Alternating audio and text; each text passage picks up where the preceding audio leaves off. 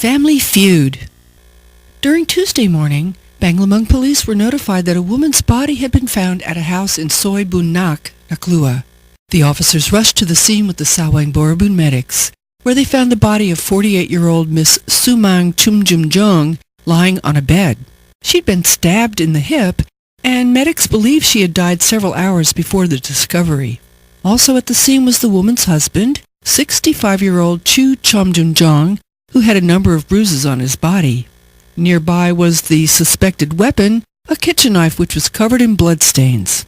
During the investigation, a neighbor told police that Chu was always jealous about his wife and got very angry if he saw her talking with other men. They often had fights, especially after a drinking bout. Loud screams were heard coming from the house the evening of the incident. On questioning, Chu denied killing his wife, claiming it was she who attacked him with the knife. He managed to leave the house and slept outside, only to discover his wife dead when he returned that morning. However, the police did not believe his story, and he was taken away to the police station for further interrogation.